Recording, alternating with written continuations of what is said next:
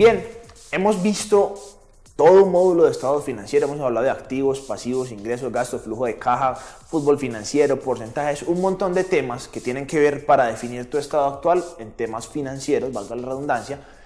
Y antes de terminar, antes de concluir todo lo que tenga que ver con estados financieros, quiero hacer algunas preguntas que normalmente nos han surgido dentro de los talleres, dentro de las conferencias presenciales que hacemos y que se te pueden presentar a ti al realizar tu propio estado financiero. Lo llamamos preguntas frecuentes y este módulo, esta sección o este video lo vas a encontrar en casi todos los módulos que vas a ver en adelante. Así que vamos a estar muy atentos a las siguientes preguntas. Miremos ahí en pantalla cuáles son. La primera es muy sencilla, dice, ¿cómo calculo los gastos que no recuerdo? Como por ejemplo salir a un restaurante, salir a cine, comprar ropa, lo que llamamos el gasto fantasma o el gasto, algunos lo llaman el gasto del tinto. Bueno, ese gasto que se me va a mí en cositas que yo no recuerdo, ¿cómo lo calculo? Yo te voy a decir la siguiente recomendación.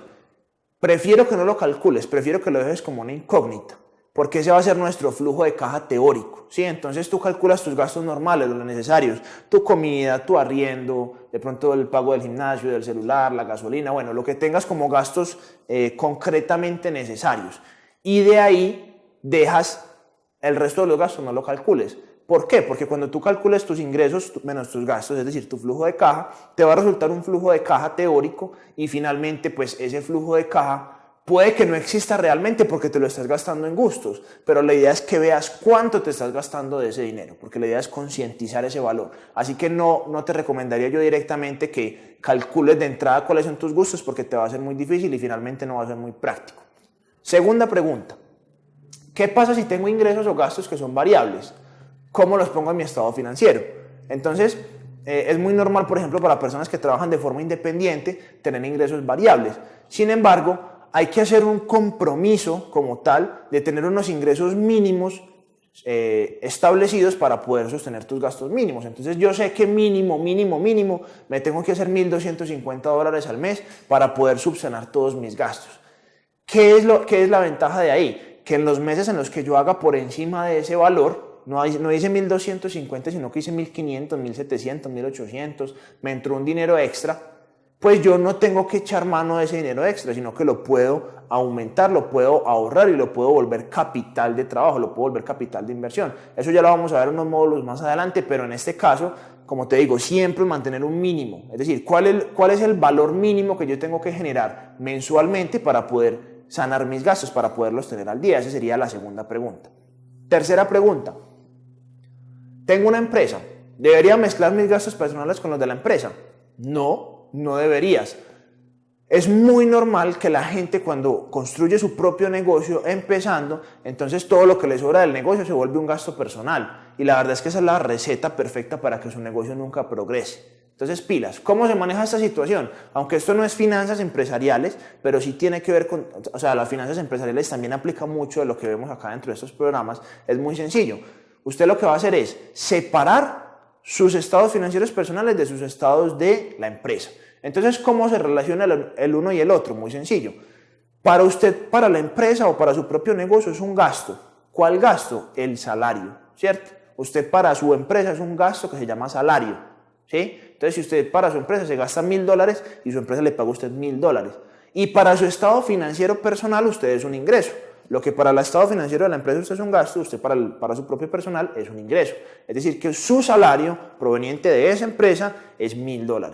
Si su empresa hizo todo lo que tenía que hacer para cubrir sus gastos, aparte de su labor, de su trabajo, ¿cierto? Entonces usted lo que tiene que hacer es que eso es utilidad de la empresa.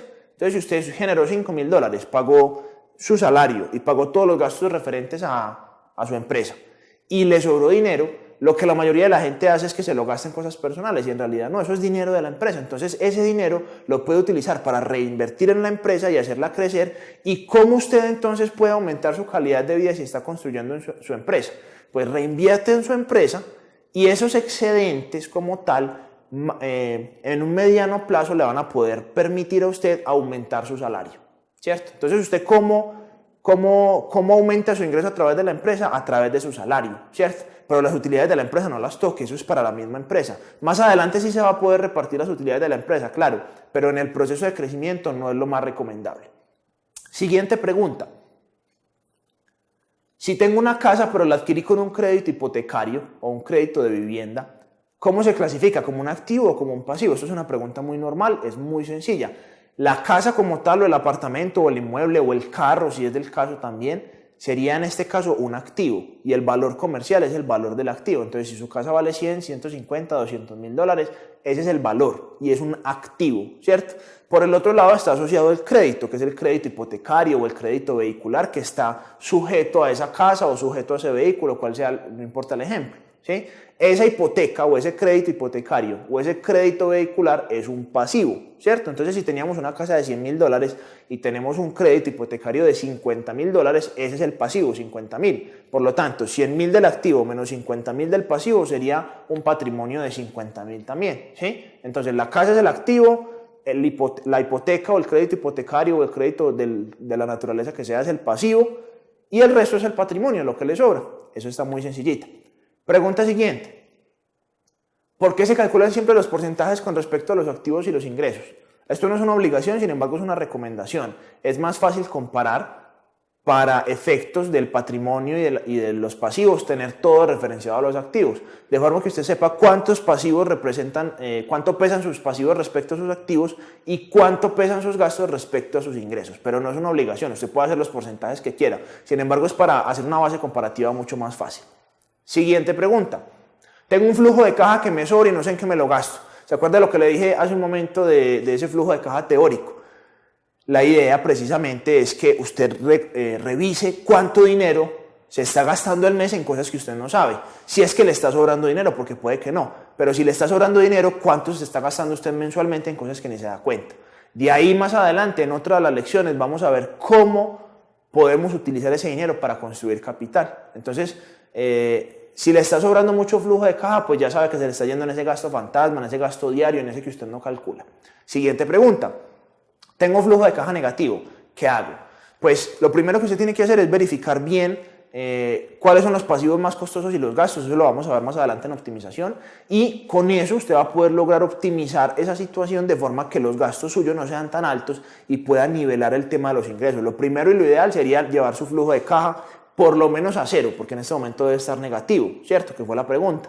Y de ahí más adelante seguir haciendo ajustes. Eso lo hacemos con optimización, que es un tema que vamos a ver más adelante. Tranquilo, no se estrese, no se preocupe, que ya vamos para allá. Última pregunta. Si tengo un ahorro mensual, ¿cómo lo clasifico? Es muy sencillo. En este caso el ahorro es un gasto, ¿cierto? ¿Cómo así que un gasto? Si el ahorro es un gasto de su estado financiero, usted lo va a clasificar dentro de los gastos independiente del valor que sea. Lo que esté ahorrando en forma periódica, es decir, Lucho, es que yo me ahorro $100 mensuales, entonces eso es un gasto suyo, el ahorro, $100 mensuales, y debe de ser así. Lo que tenga ahorrado a través de ese ahorro mensual es un activo. Me explico, yo ahorro $100 mensuales, entonces eso es mi gasto, pero de esos $100 que yo ahorro mensuales, en este momento tengo ahorrado $4.000. Entonces esos $4.000 son un activo, es decir, un dinero que yo tengo disponible para invertir o para gastar o para lo que sea, pero lo tengo ahí disponible. Entonces es un activo lo que ya tengo ahorrado y es un gasto lo que ahorro de forma periódica. Y la idea es que más adelante usted tenga su flujo de caja cero, sí, pero con un ahorro de un mínimo un 30%, eso lo vamos a ver más adelante. Entonces esas son como las preguntas más normales, más frecuentes, las que casi siempre surgen dentro de los temas de estados financieros. Igual, si tiene alguna pregunta adicional, algo que no hayamos cubierto dentro de todo este esquema y todo este módulo de estados financieros, por favor hágalo ahí en comentarios, coméntenos qué fue lo que le gustó o de pronto qué duda o qué inquietud tiene para que podamos resolver todas sus inquietudes y podamos seguir avanzando a la siguiente lección. Nos vemos en un próximo video.